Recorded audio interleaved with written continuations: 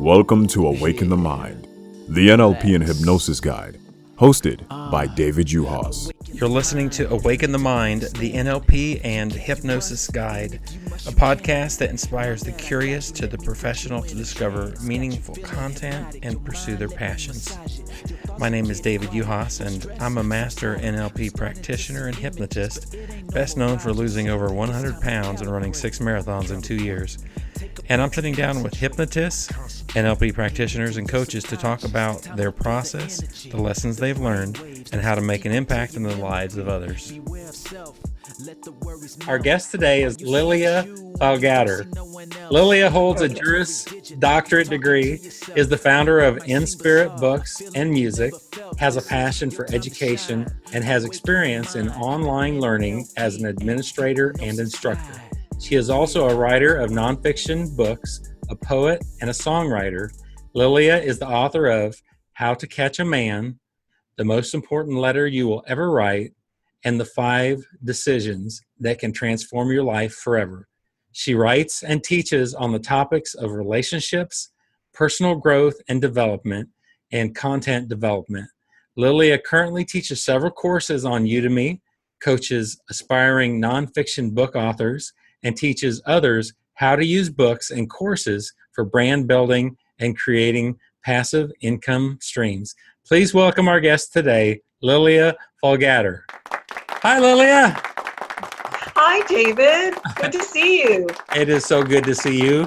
I am so excited to have our talk today. How's everything going in your world? Excellent. It's blazing hot here in Arizona. You walk outside and it feels like somebody's throwing flames at you. It's really just quite incredible. Now you feel like like you're in an oven or something. But aside from that, everything else is perfect.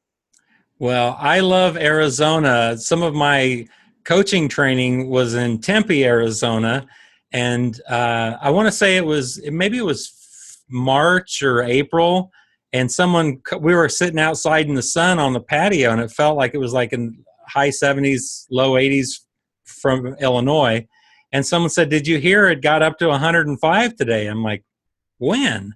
And they said, "Right now." I'm like, "You got to be kidding me." And sure enough, I pulled out my app and it was 105 degrees and I wasn't even breaking a sweat. I could not believe it. However, of course, in the summertime, that's a different story. Yeah. If you were here in March or April, it's beautiful then. Just perfect weather. Oh, and it is so beautiful in Arizona. The colors are so different from where I am from, and but also my grandma and grandpa, they lived in Tucson, Arizona. I don't know if I ever shared that with you. No, you didn't. That's my hometown. Really? Oh my goodness! Wow, what a coincidence! Yeah. Well, the reason we are here today is to learn all about you, and of course, I know some about you, and I would like to learn more about you today, as well as our guests get to know you today. And tell me about your growing up, what you did in school, or activities that you like doing, and anything you want to share. Certainly. Well, I grew up in Tucson, Arizona, as I mentioned, and I went, through school there. I went to elementary, junior high school, and then went on to the University of Arizona and earned my degree there, bachelor's degree, and then went from there to the law school in Arizona, the Arizona College of Law there in the heart of Tucson. And so I just love Tucson. It's completely surrounded by mountains, and it has that hometown feel that the Phoenix area lacks, although there are so many other benefits in the Phoenix area and the suburbs, which is where I live in Chandler.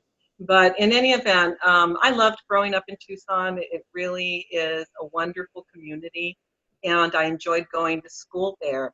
So, as I said, we had an upbringing much like most people across the nation in those years when I was growing up. And so, just a very, very secure environment, very wholesome upbringing, if you will.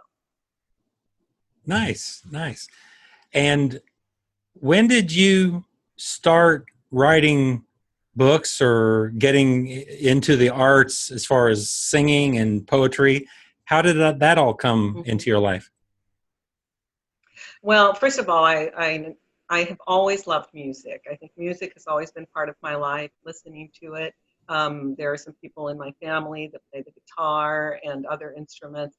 And so it's always been something that's been part of my life. And I love all genres. I'm not, I love country, I love classical, I love jazz, I love everything.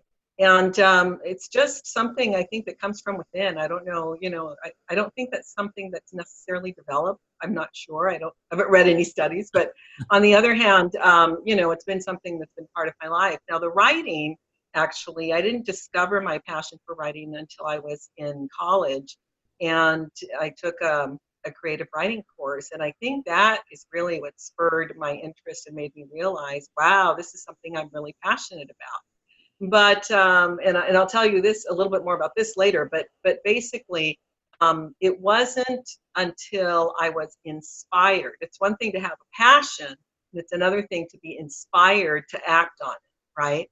Right. And so so that's so that's how I discovered writing early. But I wouldn't actually delve into it until several years later, and I'll tell you how that happened.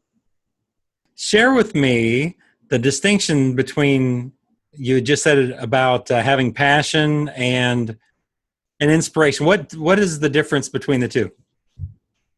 Sure. Well, to tell you a little bit more about it, because I think this is a good example.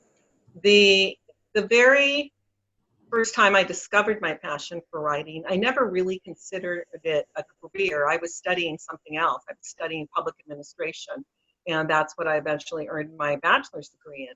But anyway, I wasn't actually inspired to write until a very important event happened in my life several years later. We lost a close family friend to cancer, and it was that loss that inspired me to write the book. And the reason that it came about, and again, the title of the book is The Most Important Letter You Will Ever Write, which is a long title, but it's descriptive. And then the subtitle is How to Tell Loved Ones How You Feel Before It's Too Late.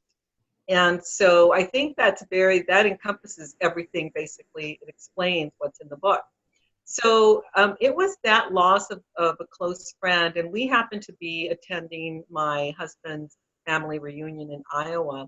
When we came back, my sister delivered the news that she had passed away.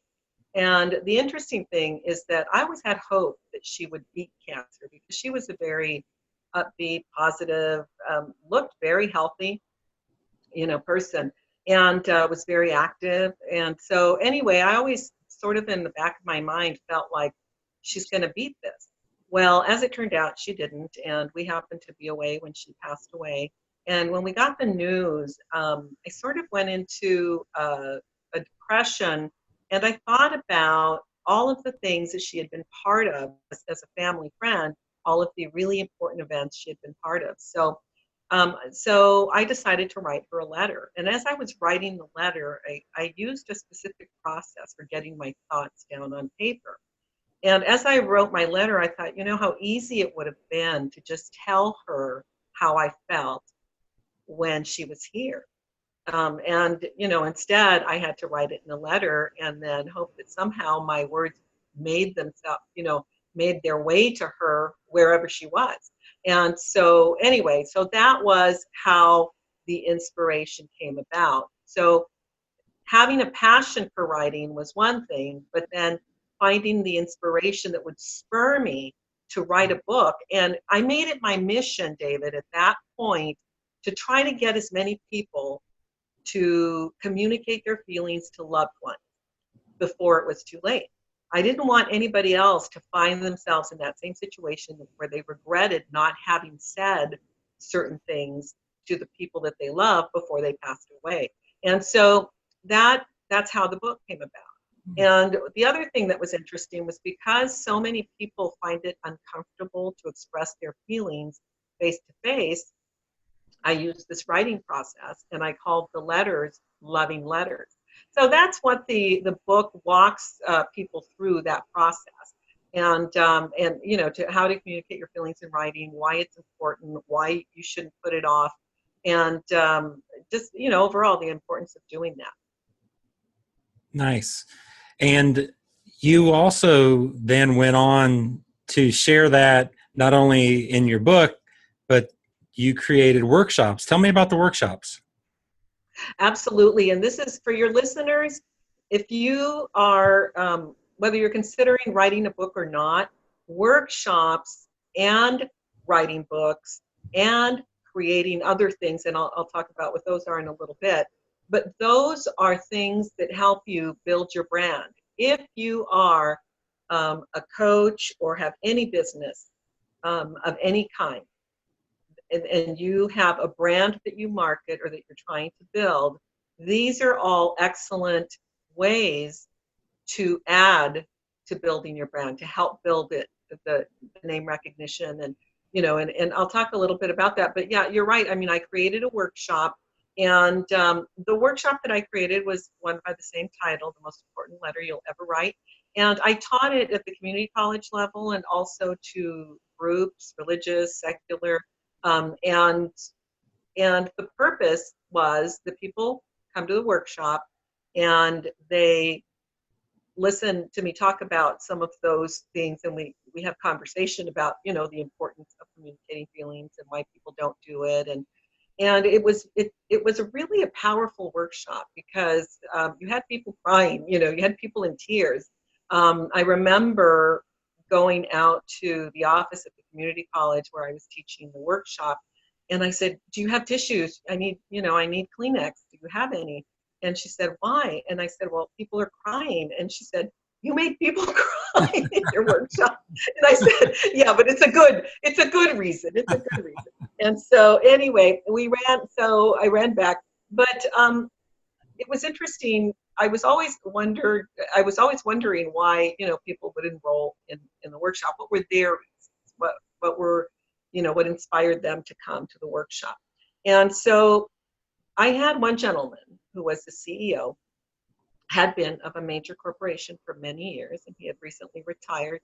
And he came to the workshop, and he said that for all of those years that he was working and traveling to support his family, to provide a wonderful life for them, that he realized later how much he had missed, how many birthday parties, how many dance recitals, how many, you know, things that he had missed that his children were part of. And he said, and the sad part, he said, is I don't know if they know, in spite of all my, you know, acts to provide and make sure that they have a good life, I never really knew if they knew how much I loved them. He said, so that's why I decided to come today. Then I had another person stand up and say that she had lost her brother last year, you know, the prior year, and that he had committed suicide. And she said, and we were close. She said, and how I missed signs, and, you know, she said, I don't know. We had a very difficult childhood growing up, and so we were very close. And she said, so the fact that he did this, she said, just really set me into a spin. But she said, as close as we were, I never took the time to tell him how much he meant to me, and that's why I'm attending the class. And so the stories went on, you know, about why people were coming to the class. Clearly, they wanted to be able to explain and communicate their feelings to their loved ones, but didn't know how to do that. And what happens is, in this workshop, you write a couple drafts of the letter and a final draft, and you come out with a finished draft of a letter to a loved one. And that becomes a pattern, you know, or a process that you can use then going forward to send a letter to any of your loved ones. Nice. So not only is there value in saying what you want to say or what needs to be said while they're alive, but it sounds like there's even value for yourself to heal by saying it even after they're gone. Right. And in most cases, like the gentleman that was the CEO and the woman who had lost the brother, they were writing to those loved ones that were here. But there have been people in my workshops who have used it as a therapeutic process, as you indicated, to communicate feelings and release their own feelings on the subject. So yeah, you're right. You do so many things. I didn't realize this about you. And of course, our backstory is that I found you through Fiverr looking for a book coach that I'm writing. And so share with us about what you do with book coaching. Okay, so basically the book coaching is for, well, I do coaching for all types of writing, but the writing of nonfiction books is what I specialize in. And so I have written several nonfiction books. I've got a few nonfiction books coming out fairly soon, and I'm also trying my hand at romance, if you will, a romance novel, a fiction. So I haven't done that before, so it'll be interesting. I've written short stories, but that's about it. And so anyway, so working with authors or aspiring authors who don't have a lot of experience at the moment, but they will soon, and who need somebody to talk to and talk about the process, you know, what's involved, how do you get started, how do you overcome problems like writer's block, you know, what is the book organization and format, just the entire process from beginning to end, and including, you know, what happens and how do you get your book out there once you have written the manuscript. The majority of it is with reference to creating a complete manuscript within a certain period of time, whatever goal that individual sets. And so what happens though is that, you know, we start from the very basics, from the beginning. I'll answer any questions about writing the book, the writing process, editing, and then, you know, eventually publication. You mentioned writer's block, and I experienced that going through the process. And what is it that creates writer's block usually? Is it something specific, or are there different reasons? And what are some things that people can do to get unstuck and moving forward? Right. Well, you know, it's interesting. It is individual. And I think sometimes, you know, what happens is there are things that occur in life that distract us. And you and I have had this discussion before, that the importance when you have any goal, whatever goal it happens to be, if you have a goal, and this is what my other book is based on, the 5 decisions. And so the first thing is take responsibility. And that means that you are acknowledged that you are responsible for whatever happens or whatever doesn't happen. You take full responsibility and it falls squarely on your shoulders. Secondly, the second decision is that you have to decide what you want. You have to know what you want. In very clear, uncertain terms, you have to have a vision, and you can feel, you know, see, hear, very clearly in terms of the outcome that you want to accomplish. The third thing is that you have to have a plan of action with identifiable steps. And again, this is goal setting 101, right? Right. That you have to know exactly what you want. The fourth thing, and the fourth decision is that you have to maintain focus.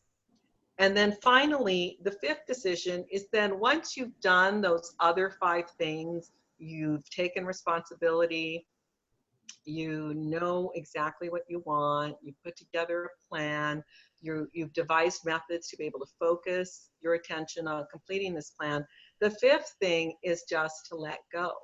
And so, meaning that you have unwavering faith that you are going to be able to accomplish this goal or goals that you have set.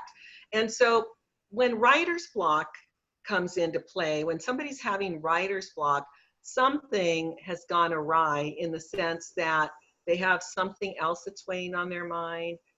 They have too many distractions, and so they're unable to focus. You know, any number of things. But regardless of what that is, regardless of whatever is causing writer's block, you know that you've got it because you're having trouble moving forward.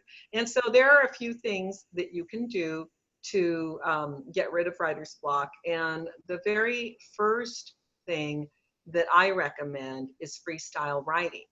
And freestyle writing is just taking either the unlined sides of index cards, whatever size, the 4x6 or the 5x7, and or a larger sheet of paper that is unlined, and then just start writing. And it doesn't have to be about whatever topic it is that relates to your book. It can be anything, your grocery list, you know, to-do list. It's the idea is just to get you to start, you know, to get the creativity flowing again. So anyway, so that's one of the methods that I have used very successfully, not just for myself, but others have used it as well. And it helps you get going, because eventually you're going to start writing something that inspires you, that's related to what you're writing about. That's interesting. I didn't think about it till just now. We had a guest on last week about improv, and there was some talk about how we have our left side of our brain and our right side of our brain, and I can't remember which one is which one's right and which one's the other side. But something about like we can get one side's more analytical and the other side's more creative, and sometimes we can get stuck in like analyzing stuff, overthinking it, as opposed to like what you were just talking about, where you're just getting stuff out and just creating. Yeah, it's getting into that flow again, you know, because at the beginning, you know, you have to try to remember what inspired you in the first place to start, in my case, to start writing, and then try to get back to that, you know, into the inspiration. And one of the things that you and I had talked about is sometimes when you're inspired to write, it may be that certain settings are more beneficial, that you know, we've talked about this, whether you are more creative or feel more creative when you're sitting on the beach somewhere, in the coffee shop, amidst the noise of the patrons at the coffee shop, you know, in your favorite chair, you know, in a comfortable climate. And so all of those things play into being able to focus as well as to maintain creativity. But that freestyle writing is one of my favorites, because I think it's extremely helpful every time that somebody encounters a roadblock, you know, or not roadblock, writer's block. You know, I was a little hesitant to get into it, and I didn't feel like it. But then once I started, it's like I couldn't stop, and I spent like a whole, like half a day, and I couldn't type fast enough. I mean, my thoughts were just going so, they were just flowing. So it's interesting, and it's also, I think, it offers hope to people who are challenged with writing and they're stuck, to know that just get started, just show up, and sometimes you'll be surprised. I mean, I was amazed how much I wrote. I think I ended up writing like 2.5 chapters that week, and I was struggling getting words on the paper. Yeah, it was really incredible. You were highly productive that week. I remember I was very impressed by how much you managed to churn out. I definitely highly recommend Lilia for coaching with writing books, and also wanted to get to know a little bit more about you. There's some of these other areas that I didn't realize till I got your bio. Tell me about How to Catch a Man. Okay. This is interesting. So there are three areas that I write about. I write about relationships and goal setting and achievement, and then personal growth and development in general. And so anyway, so the How to Catch a Man is a book that came about sort of in an interesting way. When my daughter was growing up, when she hit the early teen years, right after 12, and she was interested in boys, you know, I was very eager to share with her, you know, information and knowledge about relationships in general and all of that. Well, first of all, teenage girls do not want advice from their mother, especially about relationships, and especially at that age. And so what I decided to do was I started writing notes, writing down, things that I thought were important that she know, not just as a teen, but at some point in her life, as an adult woman.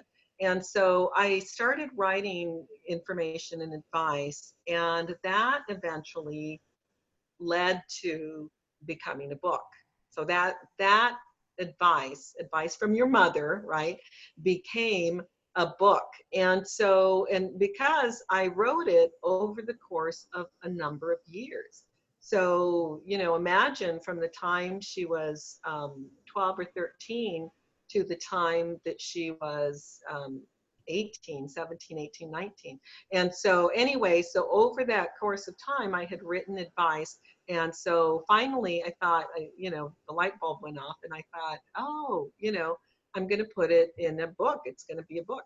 And so sure enough, and it's titled How to Catch a Man, which sounds like an old-fashioned sort of an idea, or thought, but it's not what you think. And the book is written, in a way different than the title might imply.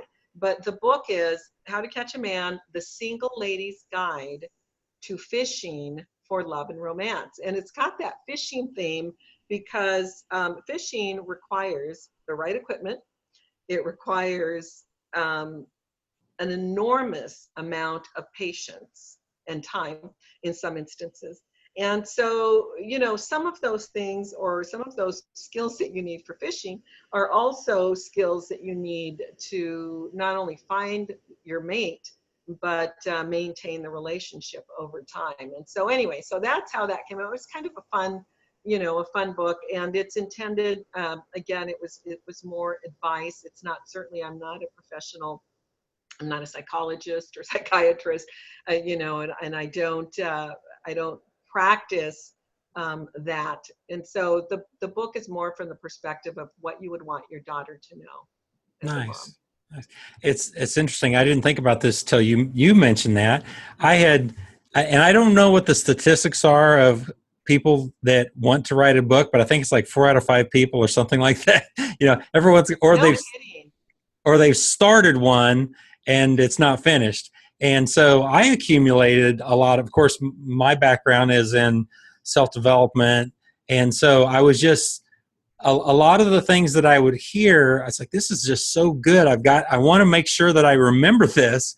And sometimes it was scripture, or it would just be something that I heard somebody say. And I just started accumulating. And I had, maybe 12, 15 spiral bound books that I still have that I'm using as material for the book that I'm writing right now. So that's good to hear that you were accumulating it around a specific thing about the advice that maybe she didn't want to hear at the time, but but great advice to be heard, maybe to other mothers or to other kids. And I think that's awesome. And and I'm happy to say that she not only read the manuscript before it was published, but helped to edit it as well. Oh, that is wonderful. Yeah. So I love it. And again, it talks about basically, it's basically dating advice and how to find a mate, and how do you know your mate is the right one, and then red flags.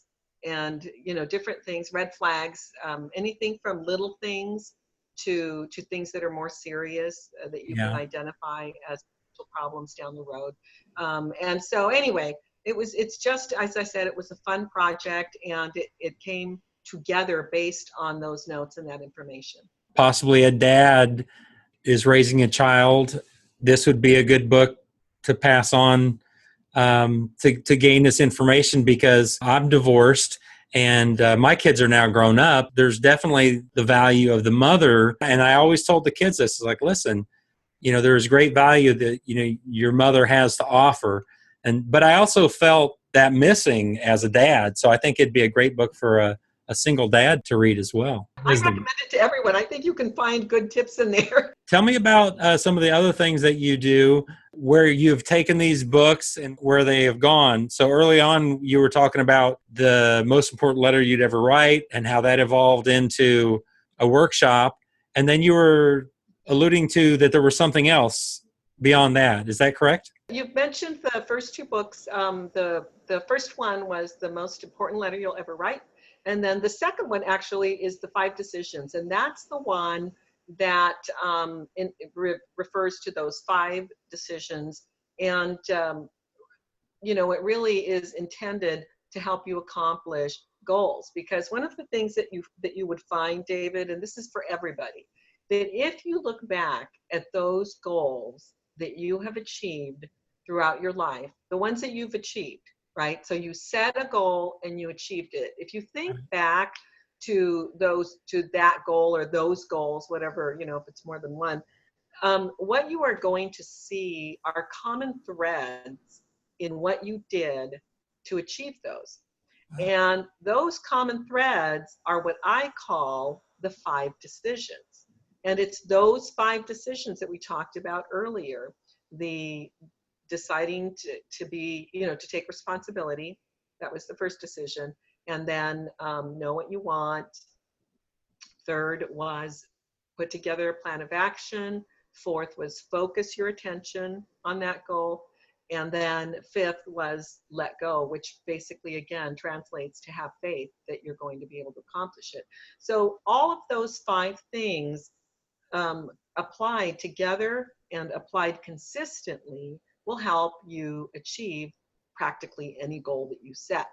And so, and of those 5 decisions, and people have asked me this, which one is the most important?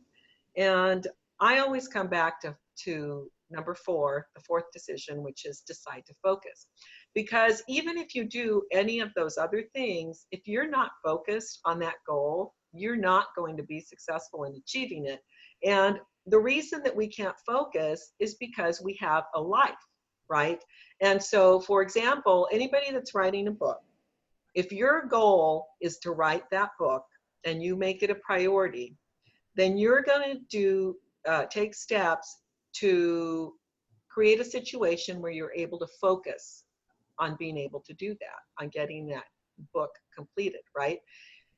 But when life is happening around you, it detracts. It detracts, it allows your attention to go elsewhere. And we are, as humans, we have this gift that we don't always acknowledge or appreciate, and that is to be able to direct our attention back to wherever we want it. And so if I have a crying child over here, if I have a telephone ringing over here, if I have, that those things are going to distract me and take my attention away from whatever it is that I want to accomplish. If I'm having problems at work, if my car broke down, whatever it is, it's so easy to be distracted. But if you can control where your attention is going and where you are directing your attention, then that's going to help you be successful. What are ways that we can maintain that focus? I think of the book, The Flight Plan, Brian Tracy, where he talks about the pilot sets that goal, and I think it's 99% of the time the plane is off course because of winds and different things. How can somebody that is setting a goal make sure that they return back to that goal? And obviously, if it's important enough to them, they will. That is really a unique and individual thing, because not all of the same things work for everyone. So it's not a one-size-fits-all situation, but there are things that you can try, and you will know what works best for you with reference to being able to focus. And that is, you can engage in meditation and visualization. You can keep a journal that helps you, if you're keeping a daily journal and you are writing down what progress you're making toward your goal, that in and of itself allows you to not only stay motivated, but to maintain focus on what it is that you're trying to accomplish. sometimes also finding a mentor, or working like in your case with me, having somebody that can keep you and hold you accountable, that can be very effective. And and so all of those things, meditating, writing a journal, having somebody mentor you, any number of things that will help get you back on track. Because life does happen and we have to attend to other things, but it's when people fail to redirect their attention back to their goal is where they start losing sight of it. That's why so many people will set New Year's resolutions, but by the time that they get 3 or 4 months in, those resolutions, they've lost sight of them. They don't even remember in some instances what they were hoping to accomplish. So anyway, yeah, so that's what I recommend, not just for being able to refocus, but then also to maintain inspiration or motivation as well. I really like the journaling idea. There's something about just getting your thoughts out on paper and not in a logical way. It seems to flow more. There's a comforting knowing I've got that thought captured, and I can always go back and edit it or type it up or whatever, but at least I got that thought that was of value to me in that moment. Absolutely. You hit the nail on the head. Tell me about your Juris Doctorate degree. When I was in high school, I decided that we had to write a career paper. I think it was as a sophomore or junior. We had to write a career paper, what we were interested in doing in the future. And so, they try to help you in high school to try to think about what you want to do with your life when That's a good idea. People don't know what they want to do, right? So I wrote a career paper and I did a lot of research, and I found the attorney as a career path, and being a lawyer. And so I researched it, wrote a paper, got a wonderful grade, got like an A+ on that paper, and I was so proud of it and so happy. And there were different things that were pointing me in the direction of becoming a lawyer. And at that point in time, I had not been that serious about my grades. I hadn't really been paying that much attention. So I quickly realized that to get into law school, that you have to get good grades in high school and college. And so I started working toward that. I happened to go to a career counselor, one of our guidance counselors actually, at the high school, to try to get more information and guidance from him about what other things I should be doing. And he said, honey, he said, why don't you look into secretarial school? He said. And he was trying to direct me away from going to law school. Well, I left there not shattered, but very disheartened, because I didn't know why he had said that to me. Was it Sure because he was, based on his age, and he was considerably older at the time, and his beliefs, he thought women should not be lawyers, that they should be secretaries instead. Did he think that I didn't have the ability to do it? Did he think that I wasn't intelligent enough? And so I really didn't know the reason, but here's what that did. It lit a fire under me, and I said, I'm going to show him. I'm going to go to college, I'm going to go to law school, and I'm going to be a fabulous lawyer. And so anyway, what happened was I got into college. I got into law school. I took the law school admissions test. I got into law school. And by the way, and those were goals that I had set that tie back to what I told you, those 5 decisions are, all of those were common threads in my being able to achieve those goals. I knew exactly what I wanted, right? I was responsible. Nobody else was, only me. I knew exactly what I wanted. I made a plan of action. I followed it for many years.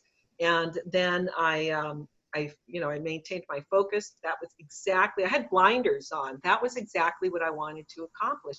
And then finally, I had faith that I would be able to do it. And so I did. And once I got out of law school, I sort of, when I was studying for the state bar exam, I was talking to a friend, and at the moment I wasn't employed. I was fresh out of law school, and I didn't have a job, and I wasn't clerking in law firms anymore. And so she asked me if I was interested in teaching part-time. And so anyway, as it turns out, that would lead me on a path to education, even though I did pass the bar and get my license. I ended up staying in education because what happened was then I discovered a passion for education, and it wasn't by any plan, that was just the way it worked out.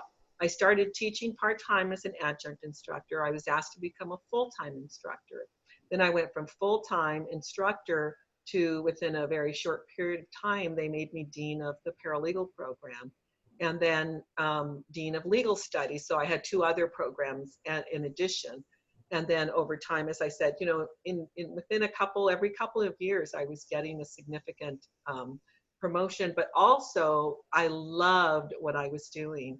And so that's how it wasn't a deliberate choice to get into online education administration and online teaching, but that's how I got there. Just, Wow. you just never know what the plan is. Sometimes you think you know what the plan is. But when I got my law degree, I wanted to look up that counselor. Yeah. Say, see, I did it. Yeah. So anyway, but the other thing that I wanted to mention to you, because we were talking about things that I've done with the books, and one of the things, as you mentioned previously, is that I've taken a couple of my books and created online courses.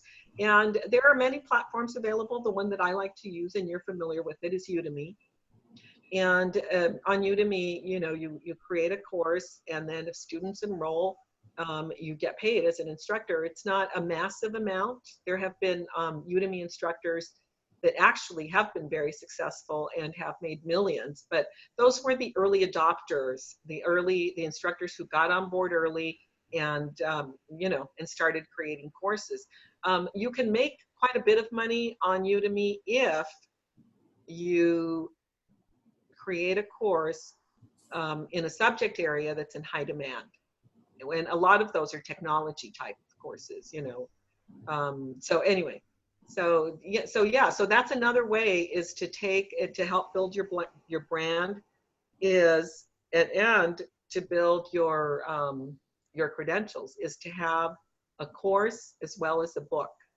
So a course, a workshop, a book, all of those things are means by which you can create passive income. I remembered you talking about, like, with the workshops, when I was working on my book, you had talked about how, I believe you called it a pilot for gaining information on before you write your book. Is that correct? Actually, I did it for both the book and the workshop because I developed them together. I wrote the book and then developed the workshop based on the book, but then offered the workshop. And what happened was I pilot tested it. And I recommend, if you're creating any sort of training or any course, that you do a pilot.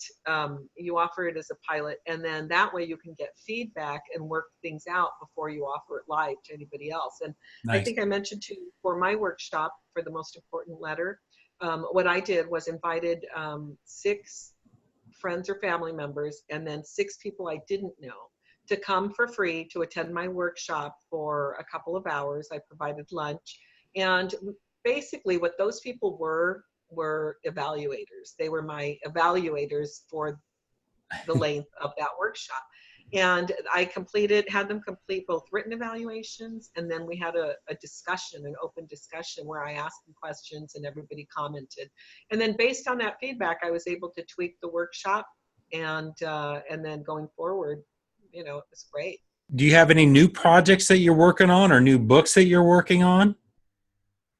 Yeah, the book that I had mentioned to you in one of our meetings is on how to write your nonfiction book. It's basically the information, a lot of the information that we cover during the coaching sessions, but this is more of a step-by-step and sort of a global view of writing your book, your nonfiction book. How do you go about writing it, and then the publication process as well. And so that's about, I would say, it's a little less than halfway complete. And so I want to be able to focus my attention these next few weeks to being able to finish that, because then I also want to offer that as a Udemy course.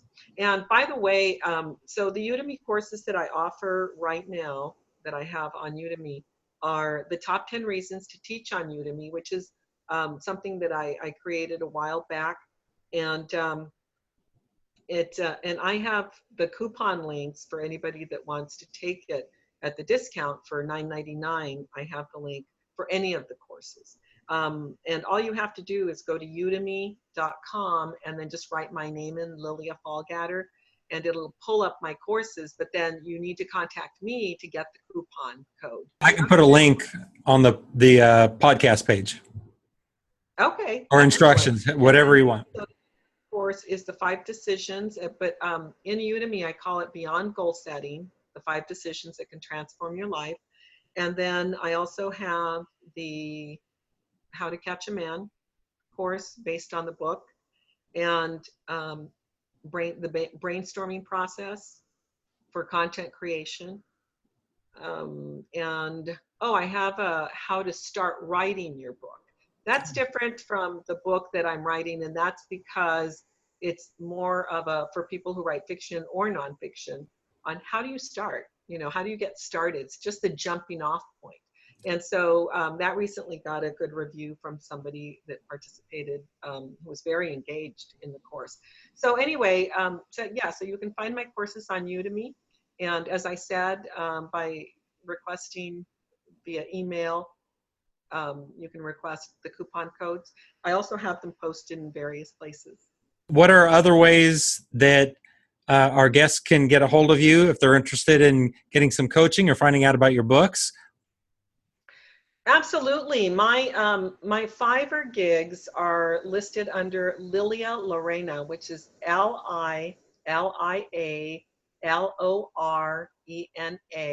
That's my handle on it. It's right. That's my handle on Fiverr, is Lilia Lorena. And I also post information on my website, which is inspiritbooksblog.wordpress.com. And then I have blogs for each of the other 2 books, the 5 Decisions and How to Catch a Man. And so those links are also available in the inspiritbooksblog.com page. And then my email is inspiritbooks@gmail.com. And then you can find me, of course, using Inspirit Books. You can find me on Twitter, on Facebook, Instagram, on all the social media networks. Okay. And we'll post all of those links on the podcast page and how you can get a hold of Lilia. And I just realized we really didn't talk about it, but you're also a publisher. Yes. Yes. Inspirit Books and Music is my business. It's an LLC. And I have to date published mostly myself because I'm so enthralled with writing. And so as a publisher, but I am able to publish other folks as well. I haven't gotten quite to that point yet, but I think I'm hoping that before the end of the year, I'll get to that point where I can invite people to submit their manuscripts for publication. Awesome. Well, it has been a pleasure to see you again today and to talk with you. And I highly recommend looking at Lilia to help coach you writing your book. I know my personal experience was that there was so much more that I didn't know about writing the book.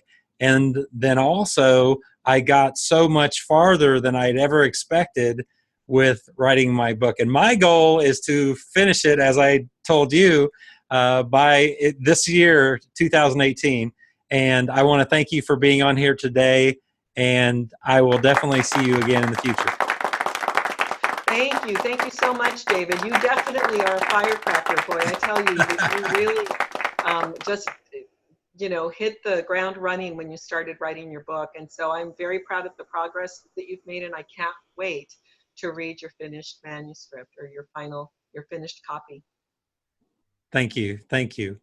Thank you for joining us today with Awaken the Mind, Relax. hosted by David Juhas. Awaken the mind, you need to understand. If you can't, you must, and if you must, you can. Now that I got you, let me put you in a trance. Got you feeling hypnotic, your mind, let me massage it. Your thoughts are getting quiet, your stress subsiding. You starting to see images, but it ain't no mirages. Think it's time to calibrate. Take a breath and concentrate. Get into your subconscious. Time to feel the energy, the brain waves. Let's go deep into your memory. Beware of self, let the worries melt. All you see is you and you don't see no one else. Auditory digital, talking to yourself. It might seem bizarre, a feeling you never felt. This is your time to shine. Awaken the mind, the NLP and hypnosis guide. Yeah.